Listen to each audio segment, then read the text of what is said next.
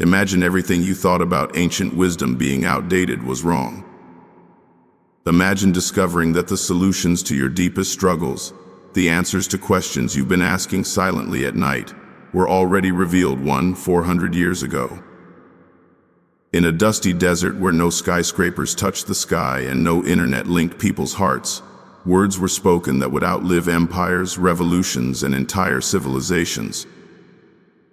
But here's the shocking part: those same words feel even more alive today than they did back then.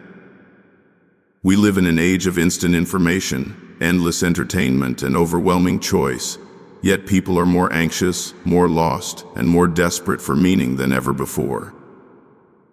We've conquered the moon, we've split the atom, we've built machines that think like us, and yet we haven't solved loneliness, greed, or hate.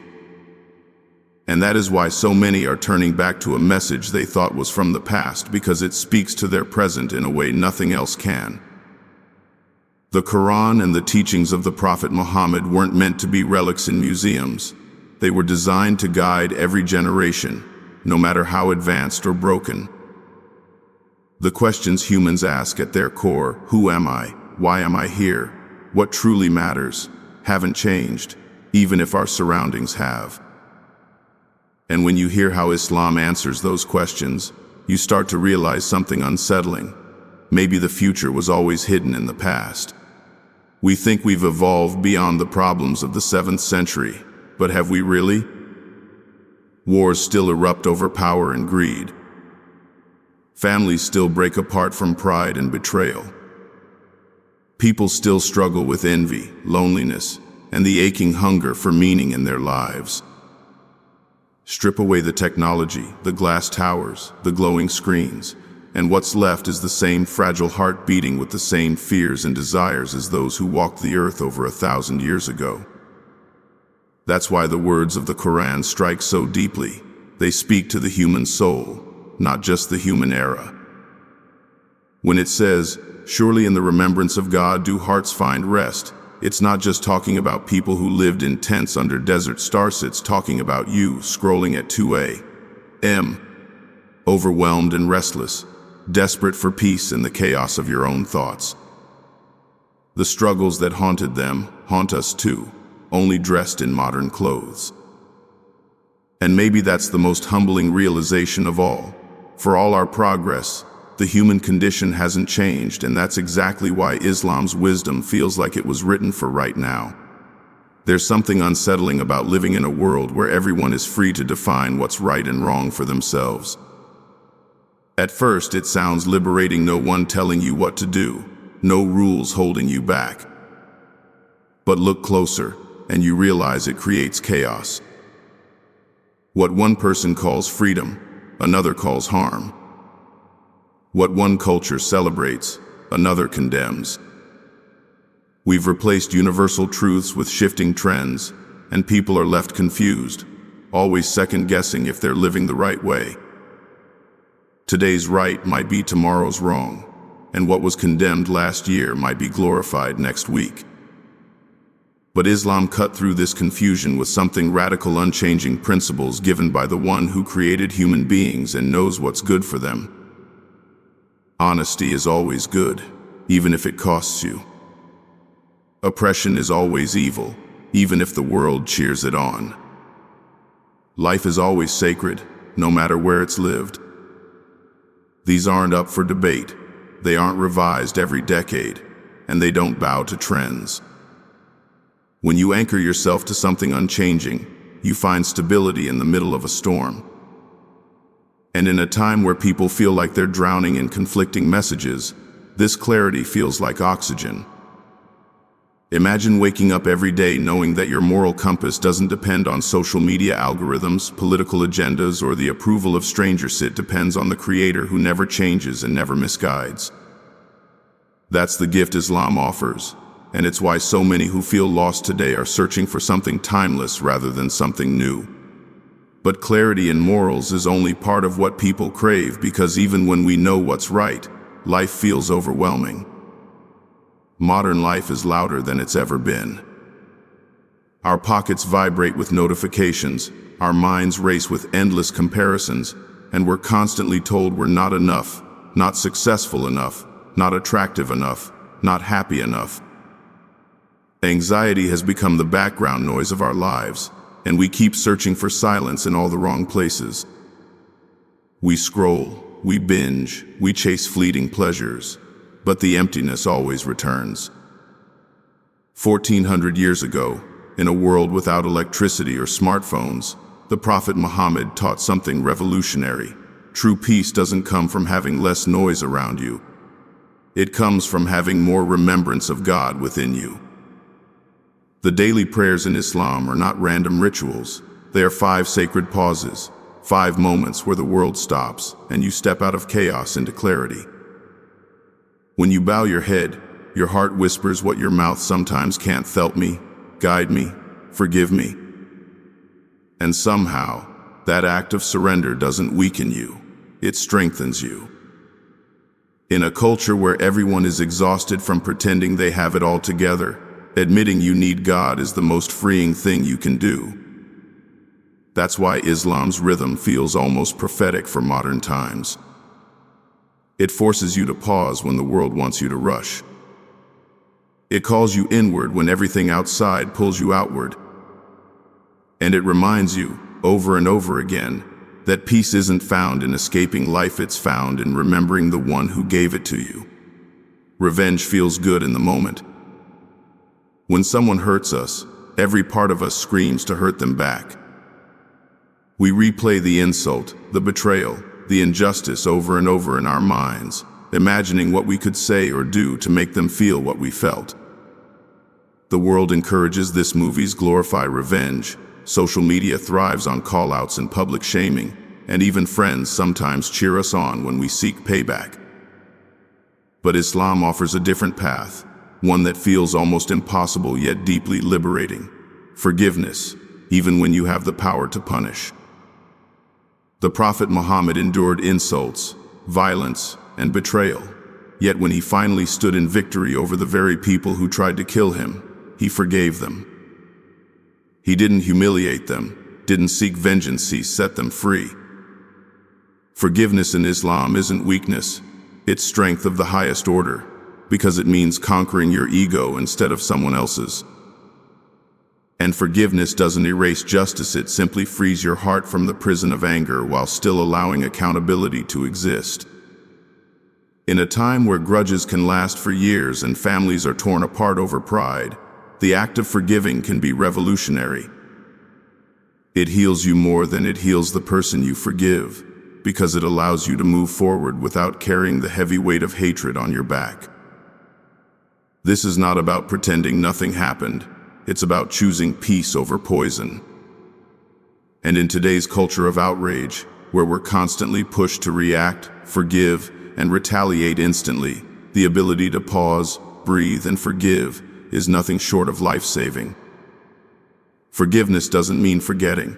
It means refusing to let someone's wrong define the rest of your life. Islam teaches that God Himself forgives again and again, no matter how many times we fail. And when you truly understand that, it becomes impossible not to extend at least a fraction of that mercy to others.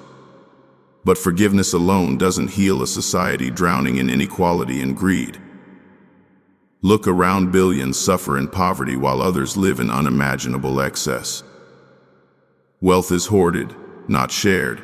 Generosity is praised in words but forgotten in practice. Islam's answer was never just personal charity, it was a system, a built-in obligation called Zakat. 2.5% of your wealth given yearly to those in need, not as pity, but as purification.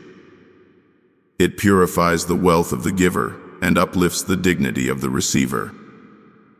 Imagine if just this one principle were applied globally. If the richest among us regularly gave from what they hoard, poverty as we know it could vanish overnight. This isn't hypothetical. History recorded times when Zakat was implemented so effectively in Muslim lands that there were no poor people left to receive it. That's not a utopian dream, it's a reality that actually happened. And beyond Zakat, Islam encouraged voluntary charity, kindness, and generosity so deeply that even smiling at someone was considered charity. This attitude turns giving from a burden into a joy, from an obligation into an honor. In a time when inequality fuels resentment and division, Islam's approach doesn't just feed the hungry, it restores human dignity, reminding both the rich and the poor that everything ultimately belongs to God, and what you give away never truly leaves you. It returns in ways you can't imagine. Modern philanthropy often feels like branding names on buildings, tax write-offs, photo ops, but Islamic charity is quiet, sincere, and transformative. It isn't just about fixing poverty, it's about healing hearts, building unity, and reminding us all that wealth isn't measured by what you keep, but by what you give. We live in a world obsessed with outcomes. People measure success by the size of their bank accounts, the number of likes on their posts, the titles on their business cards, or the trophies on their shelves. Everything is about results, what you've achieved, what you've produced, what others can see and praise. But Islam flips this entire mentality upside down in a way that feels almost shocking. It tells us that God doesn't judge you by the end result. He judges you by what's in your heart when you try. Your intentions matter more than your outcomes. Think about how freeing that is. In a world where failure is humiliating and perfection is demanded, Islam says that if your intention was pure, even if you stumble, even if the world calls it a failure, God still rewards you. This transforms everything. Suddenly, acts as small as a smile, as hidden as a prayer in the dark, as unnoticed as holding back from gossip, become weighty and meaningful because of why you did them. It also forces you to confront uncomfortable truths. Are you doing good to impress others, or because it's truly good? Are you helping someone so they'll owe you, or because you genuinely care? Intentions purify actions like water purifies dirt. They take the same act and make it shine. And the Prophet Muhammad taught something extraordinary. When you intend to do good but are unable to act on it, God still counts it for you. That means every unspoken prayer, every hidden wish to help, every quiet longing to do better is seen and rewarded. This idea is revolutionary for people crushed under the weight of perfectionism and public image. It means your worth isn't tied to applause, it's tied to sincerity. And in a time when appearances dominate everything we do, that teaching feels like breathing fresh air after drowning in noise. But if intentions are powerful, words might be even more dangerous. We live in an age where words travel faster than bullets. One careless comment, one impulsive post, one cruel joke, and it spreads worldwide in seconds. Social media thrives on outrage, gossip, and mockery, rewarding us for saying things we'd never dare speak face to face. Yet centuries ago, Islam warned about this exact danger. The Prophet said that most people fall into ruin because of what their tongues produce. A single word can mend a heart or shatter it forever. A kind sentence can save someone's life, while a cruel one can push them over the edge. The Quran doesn't just tell us to speak truth. It tells us to speak in the best possible way, even when we're angry, even when we're hurt. Imagine how different the world would be if people actually followed that, if politicians, influencers, and ordinary people alike paused before speaking, asking, will this heal or harm? Will this build or break? The command to guard the tongue is more urgent now than ever, because our tongues have extended into keyboards and microphones, reaching millions.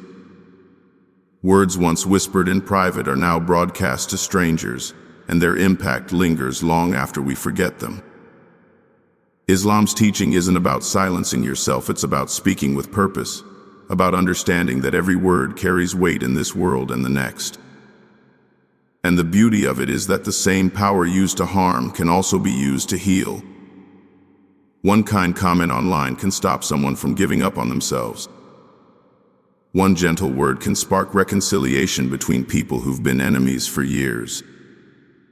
Guarding your speech doesn't just protect others, it protects you, shaping your character and earning rewards beyond what you can see.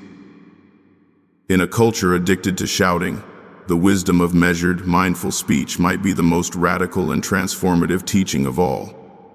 Long before climate change became a global crisis, long before protests and summits and warning headlines about rising seas and burning forests, Islam was already calling humanity to protect the earth. 1400 years ago, when most societies saw nature as something to conquer and exploit, the Quran described the earth as a sacred loan from God to be guarded, not plundered. The Prophet Muhammad taught that wasting water was forbidden even if you were standing at a flowing river. He declared that planting a tree, even if the day of judgment were upon you, would still count as a good deed.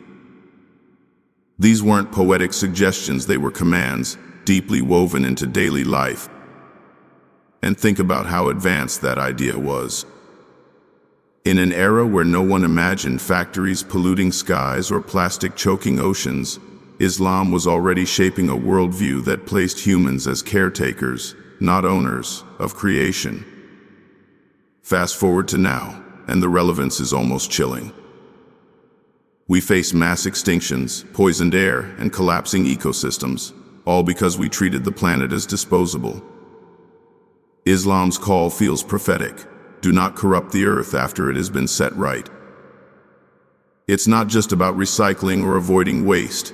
It's about humility, about recognizing that we are guests here. The rain, the soil, the animals, the mountains, all of it praises God in ways we don't understand, and harming them is more than an environmental issue. It's a spiritual crime. In a time where environmentalism is often framed as political or trendy, Islam roots it in worship. Every drop of water you save, every tree you plant, every harm you prevent, those become acts of devotion, weighty on the scale in ways unseen. Imagine if that consciousness took root in modern hearts, showed differently we would treat the earth, and how much healing our world would finally begin to see.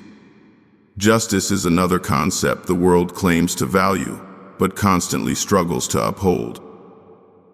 We create courts, write laws, elect leaders, yet injustice persists everywhere, from corrupt governments to racial inequality to the silent suffering of those no one defends. But Islam introduced a revolutionary idea. Justice is not man-made, it's divine. It is not dependent on wealth, power, or influence. It is owed to every soul, from the most powerful ruler to the poorest orphan. The Quran commands believers to stand firmly for justice, even if it is against themselves, their families, or their own interests.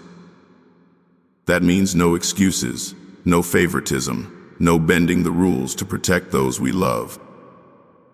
And perhaps the most radical part is this: even rulers, even prophets, even the most respected figures are not above accountability. The Prophet Muhammad himself faced moments where he was corrected by divine revelation, proof that no one is immune to being held to God's standard. In a world where the powerful often escape consequences, this principle is breathtaking. It gives hope to the oppressed, knowing that ultimate justice will always arrive, if not in this life, then in the next. It warns the oppressor that no secret is hidden, no crime forgotten, no harm unrecorded. And it redefines what justice even means. It's not revenge, it's balance. It's restoring what was broken, protecting the weak, and ensuring fairness when no one else will. Imagine if leaders, judges, and everyday people lived by this principle, not swayed by public opinion, not blinded by loyalty, but rooted in truth. How many wars could be prevented? How many lives could be saved? How many hearts could be healed if people knew they would answer not just to human courts, but to God Himself? In a world where so many cry out for justice but find none, Islam's promise of divine accountability remains one of its most urgent, comforting, and relevant teachings. Critics often point to Islam and claim it oppresses women, using selective images and stories to paint an entire faith as restrictive. But if we strip away the noise and go back to the source, the reality is startlingly different.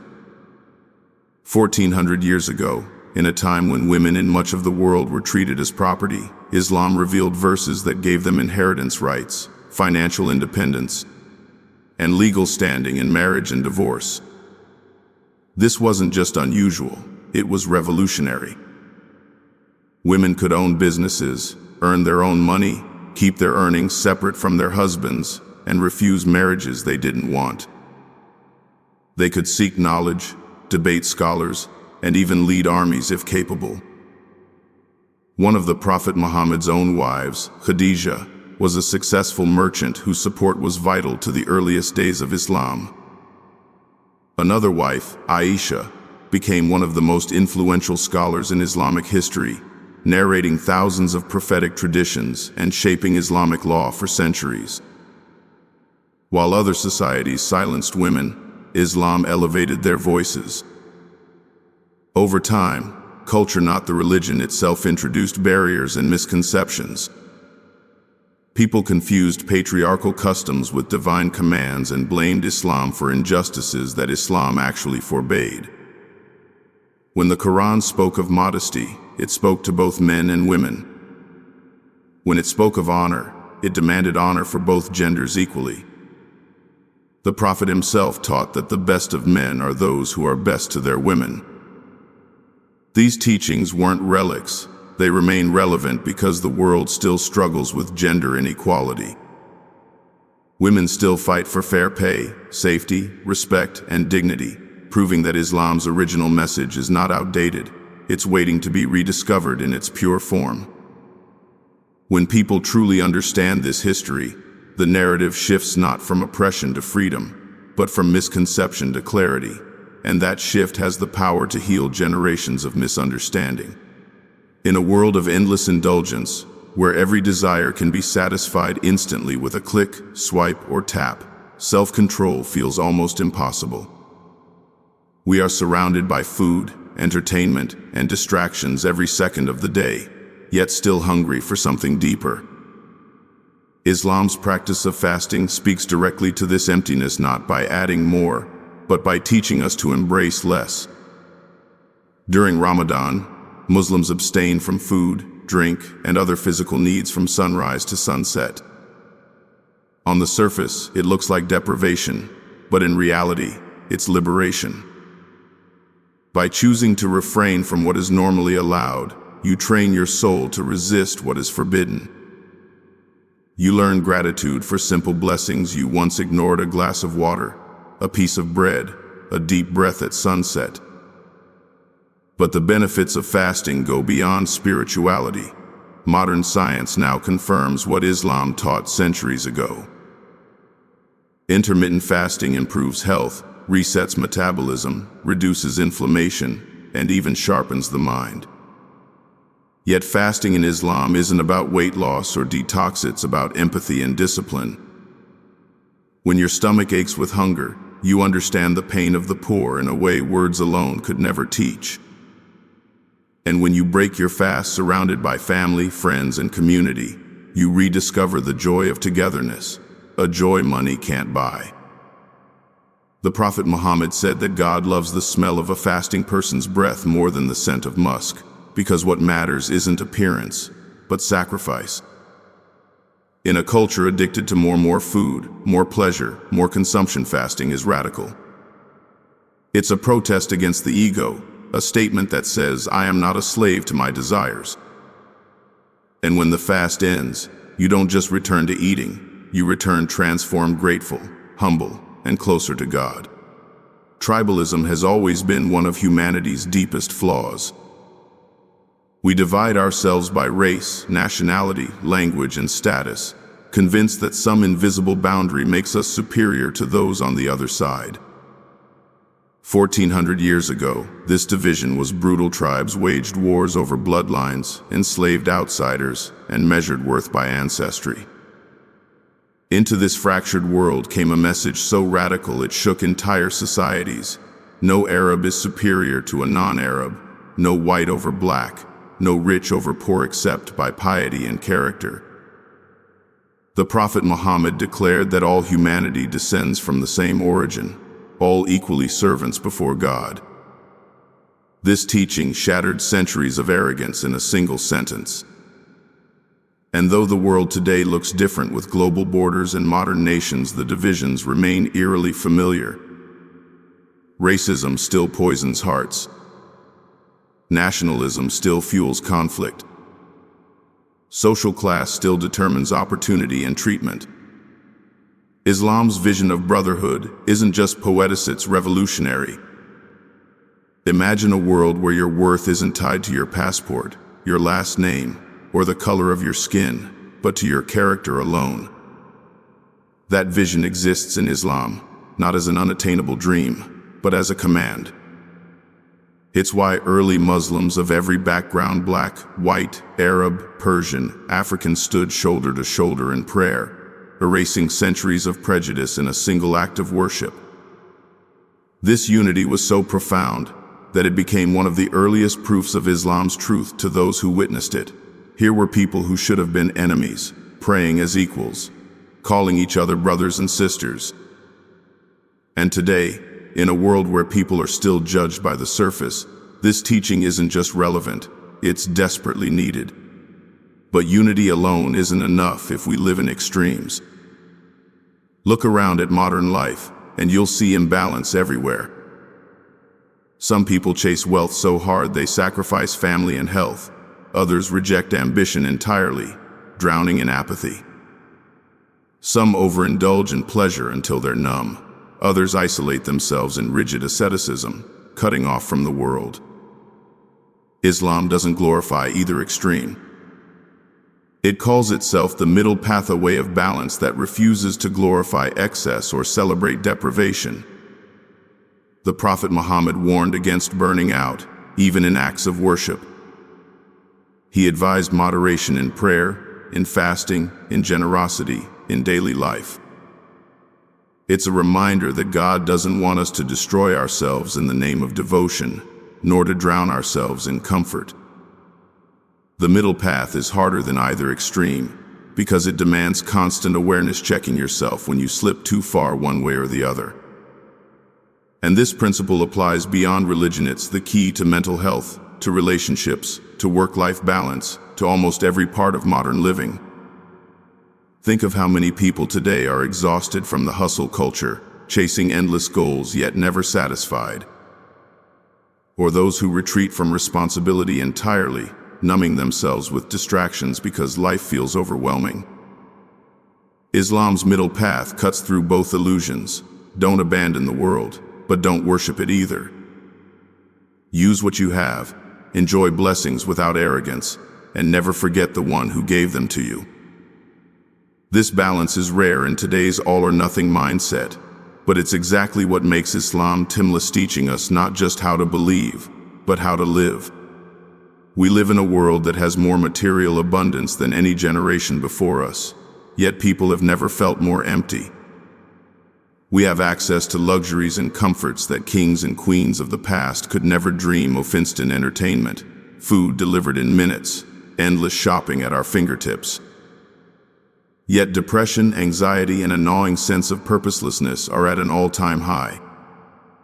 People are surrounded by things, but starving for meaning. This is where Islam's wisdom cuts through the noise with a reminder that feels almost like a secret everyone's been searching for. Material wealth will never fill the void in your soul. The Quran says that hearts find peace only in the remembrance of God, not in possessions, not in status, not in fleeting pleasures. We spend our lives chasing the next promotion, the next purchase, the next experience, believing happiness is just one more achievement away. But every time we get there, the joy fades, and we're left chasing again. Islam doesn't demonize wealth or success, it simply reframes them. They're tools, not goals. Blessings, not gods. When your heart attaches to them, they enslave you. When your heart stays attached to God, they serve you. And this mindset changes everything. Suddenly, gratitude replaces greed. Contentment replaces envy. You realize that true richness isn't measured by what you own, but by how little you need to feel whole. In a time where advertising convinces us that happiness is always one purchase away, Islam's reminder is radical. You already have enough, if you have faith. But knowing this truth isn't enough. Living by it requires something deeper, something Islam calls Taqwa, or God consciousness. This is more than just belief. It's a constant awareness that God is watching, even when no one else is. In today's world, we act differently when we know we're being watched. Cameras in stores deter theft. Social media makes us curate every move for approval. But what happens when no one's looking, when you could lie, cheat, or harm without consequence? That's where Taqwa transforms a person. It plants an inner compass that guides you to do what's right, not because you'll be caught, but because you know God sees even what's hidden. This awareness turns private moments into acts of integrity, choosing honesty when a lie would benefit you, resisting temptation when no one would find out, helping someone without needing credit. It's a type of accountability that no surveillance system or legal structure can enforce, because it lives inside you. And it's not rooted in fear alone, it's rooted in love, in wanting to please the one who gave you life. Imagine a world where people acted with that level of consciousness: politicians, CEOs, even ordinary citizens making decisions not out of fear of scandal, but out of reverence for God. Corruption would crumble, injustice would shrink, trust would rise, and society itself would heal. That's the power of Taqwa. It doesn't just change laws or systems, it transforms hearts. And when hearts change, everything else follows. Family has always been the foundation of human life, yet in today's fast-paced world, it's the first thing we neglect. We're constantly connected to strangers online, but drifting further away from the people who share our homes and blood. Parents grow old in silence, children grow up feeling unseen, and siblings become strangers, each lost in their own schedules and screens. Islam saw this danger long before modern life made it normal. The Quran doesn't just recommend kindness to parents, it elevates it to an act of worship, placing gratitude to them directly after gratitude to God. The Prophet Muhammad described severing family ties as one of the greatest sins, and reconnecting them as one of the greatest acts of devotion. In Islam, honoring parents isn't about waiting until they're gone to regret. It's about serving them while they're alive, caring for them in their old age, speaking gently even when they're wrong, praying for them long after they've passed. The same applies to children. The Prophet wept at the loss of his son, played with children in the streets, and taught that raising them with love and fairness is one of the highest forms of charity. Marriage, too, isn't a mere contract. It's described in the Quran as a garment, something that protects, comforts, and completes you. And siblings, extended relatives, even distant kin all have rights in Islam, forming a web of responsibility that holds communities together. In an age where individualism reigns, where people are taught to cut off toxic family and walk away at the first inconvenience, Islam calls us back to something deeper: not blind loyalty to abuse, but relentless effort to maintain bonds, forgive, reconcile, and protect the sacred trust of kinship. When families thrive, societies heal. When families fracture, everything crumbles. Islam's insistence on preserving these ties isn't old-fashioned, it's the missing medicine for a world drowning in loneliness and disconnection. Patience is another forgotten virtue in our era of instant gratification.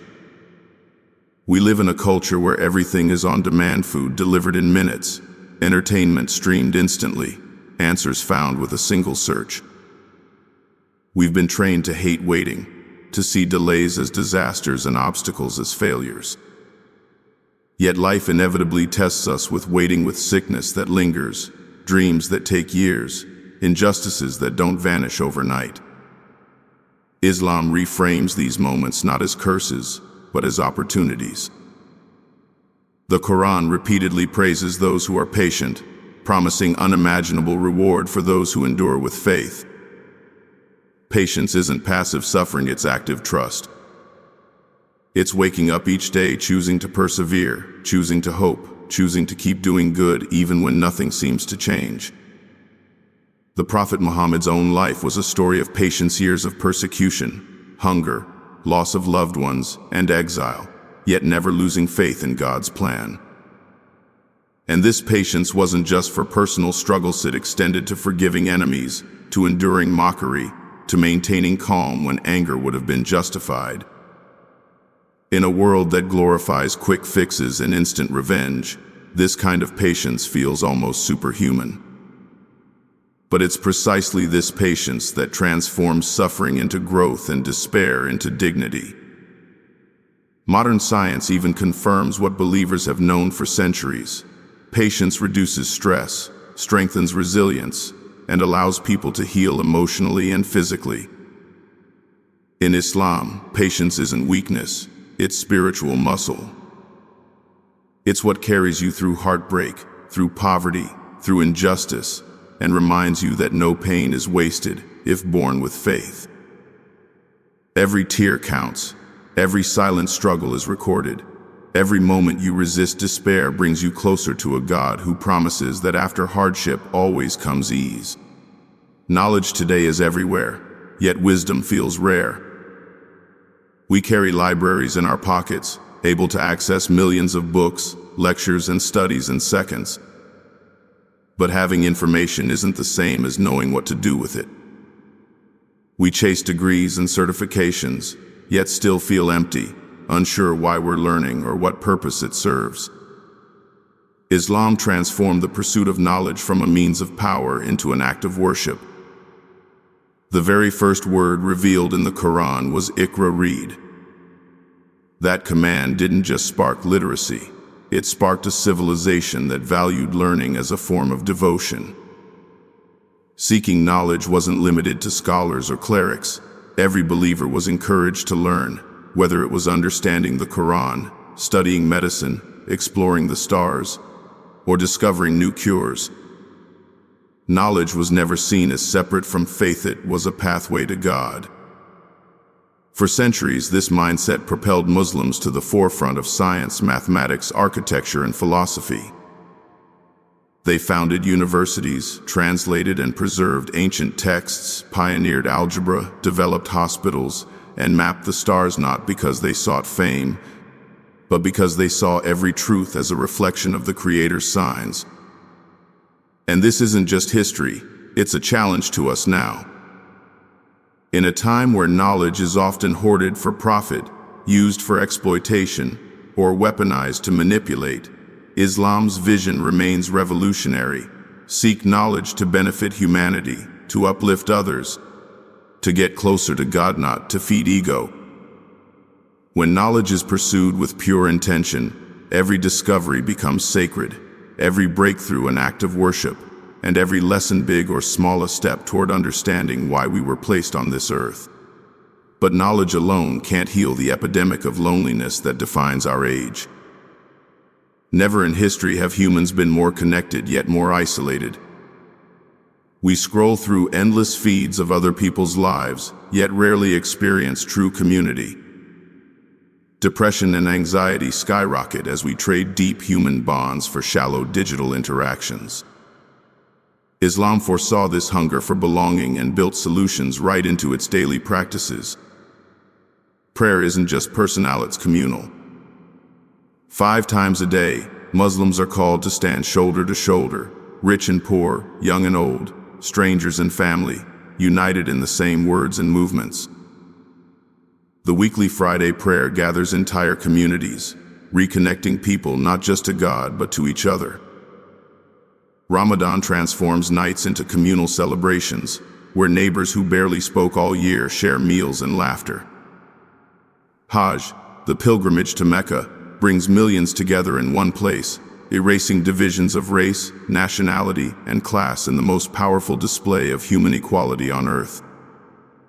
These rituals do more than connect you to God, they connect you to humanity. They remind you that you're not alone, that your struggles are shared, that faith binds people stronger than bloodlines or borders ever could.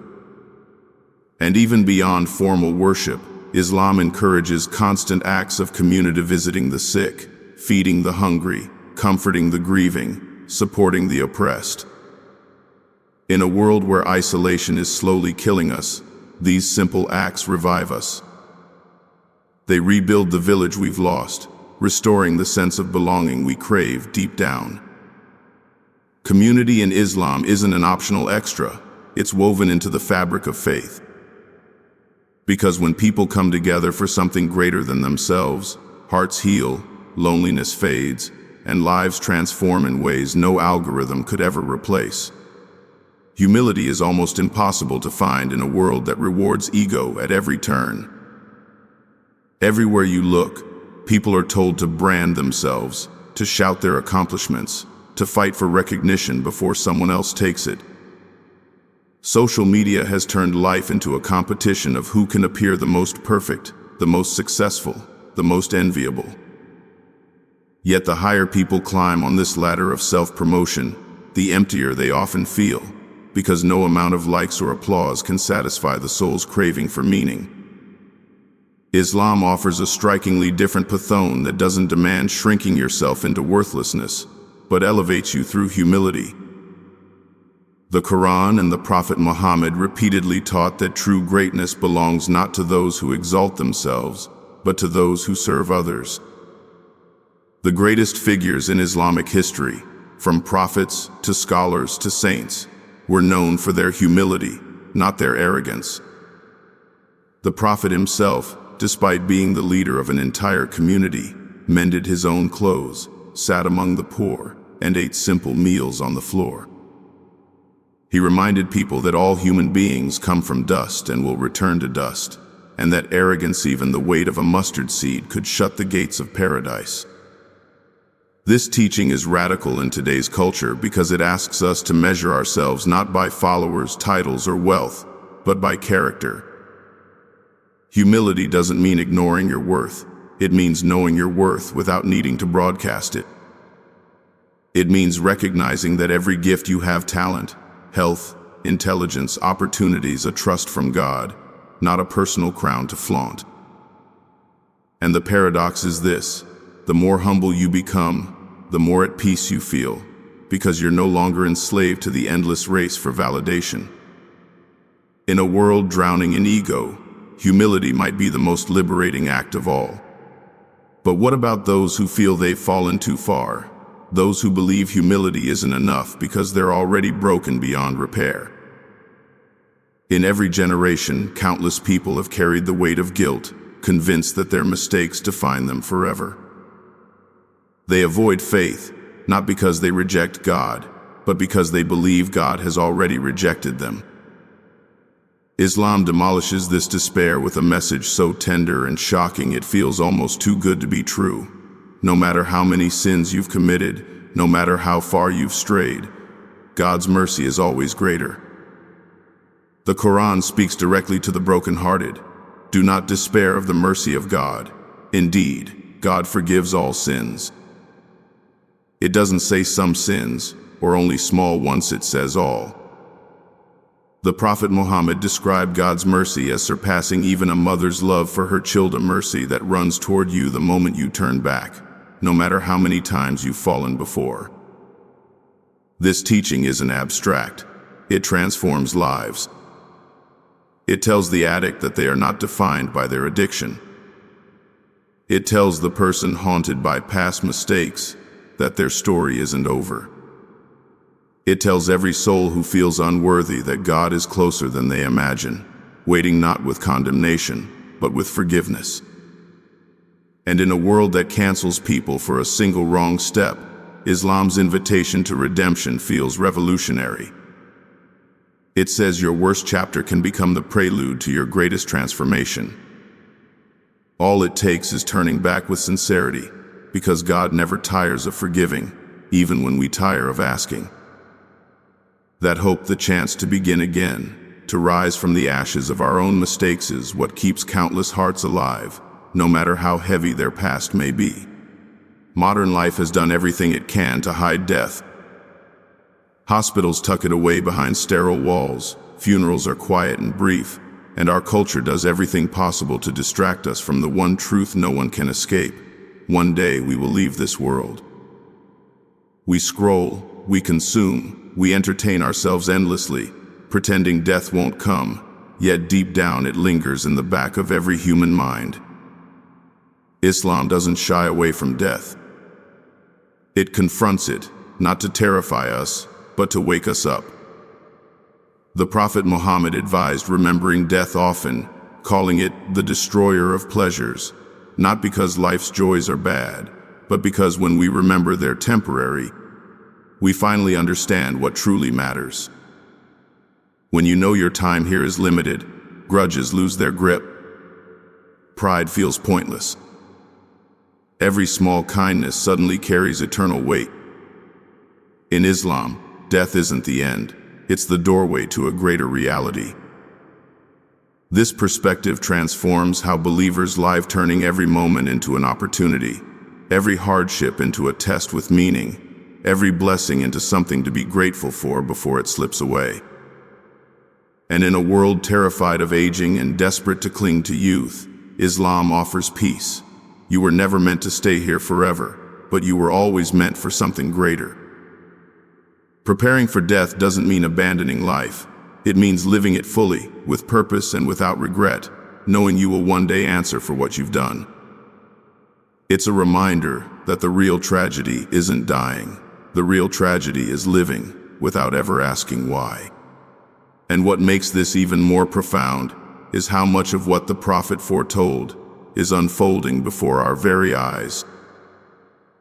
1400 years ago, in a world without satellites or social media, he spoke of signs that would appear near the end of time: moral decay becoming widespread, greed consuming societies, people building towering structures while neglecting their souls, communication traveling instantly across the globe, and leaders being chosen not for integrity but for wealth and status. At the time, these prophecies sounded impossible. How could the desert tribes of Arabia imagine a world so connected, so fast, so morally inverted? Yet here we are, living in it. The signs don't just warn, they confirm that what was revealed then was divinely inspired, because no ordinary man could predict the world we see now with such accuracy. But these signs aren't meant to paralyze us with fear. They're meant to jolt us awake. They remind us that time is running out, that life is fleeting, and that every choice we make matters. The Prophet didn't share these prophecies to entertain. He shared them to prepare. When you hear them and look around at the headlines, it's impossible not to ask yourself, if these warnings have come true, what will I do differently with the days I have left? Will I keep chasing distractions? Or will I finally start living for something eternal? The relevance of Islam today isn't just that it predicted what would happen, it's that it offers the exact guidance we need to navigate it. In the chaos of moral collapse and spiritual emptiness, it lights the way back home. So after everything, after exploring every teaching, every story, every timeless truth, we're left with one haunting question. Why is Islam's wisdom more relevant now than it was when it was first revealed? The answer isn't just in history, it's in us. Human nature hasn't changed. We still long for meaning, still search for love, still ache for justice, still wrestle with greed and fear and loneliness. The tools have changed: swords replaced by drones, scrolls replaced by screens, but the heart beating inside us is the same fragile heart it's always been. That's why these teachings don't feel like they're from the past, they feel like they were written for right now. The Quran speaks to the very struggles you carry in silence, the ones you never post about, the ones you can't put into words. It meets you in your anxiety, your anger, your grief, your confusion, and whispers the same truths it whispered to people centuries ago. You are not forgotten, your life has purpose, and what you do matters more than you realize. And when you look around at the chaos of today, families fractured, morals blurred, inequality rampant, mental health crises everywhere, it becomes clear that technology hasn't healed us. It's only amplified what was already broken. Islam doesn't ignore those wounds, it heals them at the root. It doesn't offer shallow comfort or temporary fixes, it offers transformation. But here's the part most people miss. These teachings aren't just for them. They're for you. They're for the sleepless nights when you wonder if you're enough. They're for the quiet moments when success feels hollow. They're for the guilt you hide, the mistakes you carry, the dreams you're afraid to say out loud. They're for the days when you question your worth, when you question life itself. Every verse, every prayer, every reminder was sent not to restrict you, but to set you free, to free you from chasing illusions, from drowning in comparison, from living without purpose. Islam's wisdom is a map, not a chain. A guide back to yourself and back to the one who made you. And maybe the real question isn't, why is it still relevant? But why did we ever think it stopped being relevant in the first place?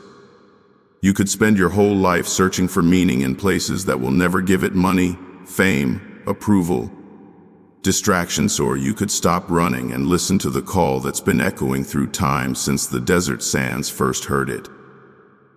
A call to justice. A call to mercy. A call to peace. A call to God. 1400 years later, the world is finally starting to realize what believers have known all along. The answers we're desperate for aren't new, they've been here the whole time. The question is, are we ready to hear them? So here we are, at the end of this journey through time, through deserts and empires, through revelations whispered in the stillness of night and lessons that have outlived every kingdom that tried to silence them. We began with a question that seemed simple. How could wisdom revealed over 14 centuries ago speak to a world of satellites, skyscrapers, and smartphones? But with every chapter, with every teaching, with every reminder, the answer became clearer, because human hearts have never changed. The same fears, the same hopes, the same questions that kept people awake at night then are the very ones that haunt us now.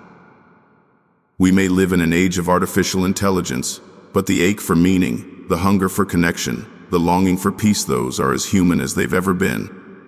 Look at what we uncovered. A faith that anchored morality when the world was fractured, that gave women dignity when they were buried alive, that commanded forgiveness when revenge was the norm, and that turned charity into a force capable of erasing poverty itself. A faith that saw the earth not as a resource to plunder, but as a trust to protect. That saw justice not as a human invention, but as a divine command. A faith that taught balance over extremes, purpose over emptiness, patience over despair, and humility over arrogance. Every lesson we explored wasn't just history, it was a mirror held up to our present moment, revealing how desperately we still need them. Think about the crises we face today.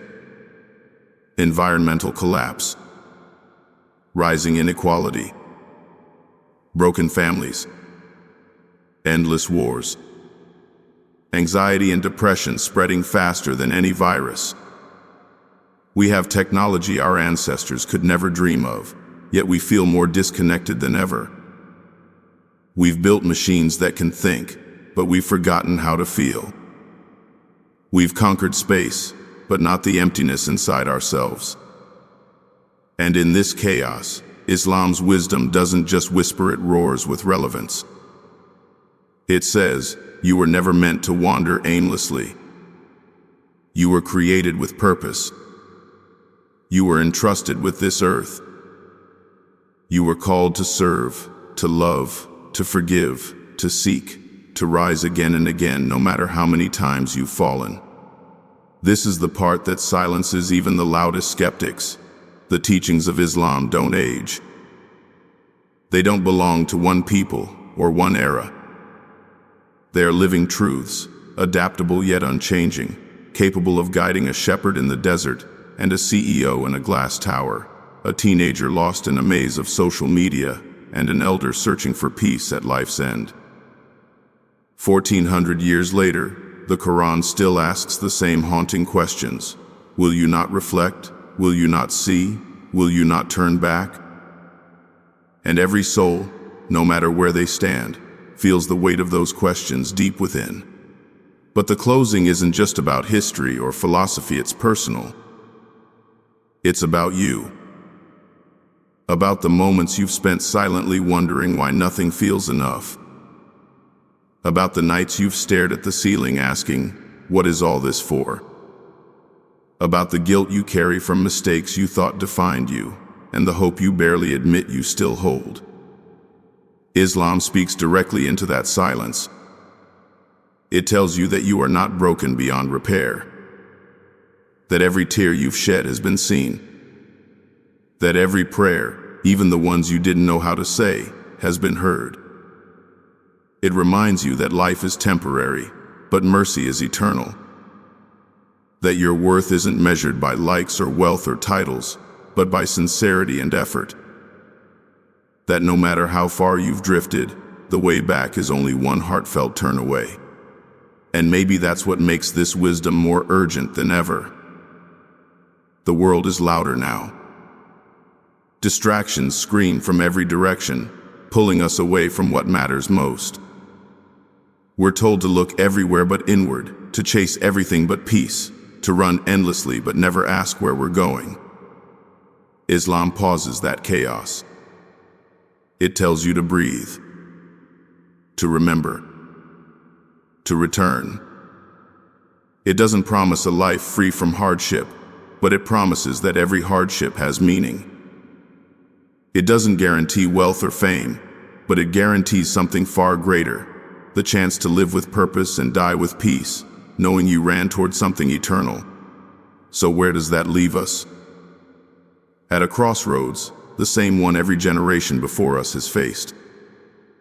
Will we keep chasing what's hollow, or will we answer the call that's been echoing for centuries?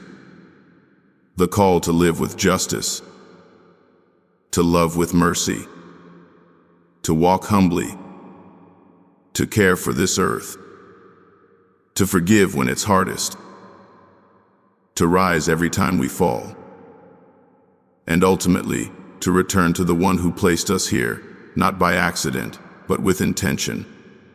1400 years ago, a man stood in the desert and delivered a message that changed the world. That message still stands.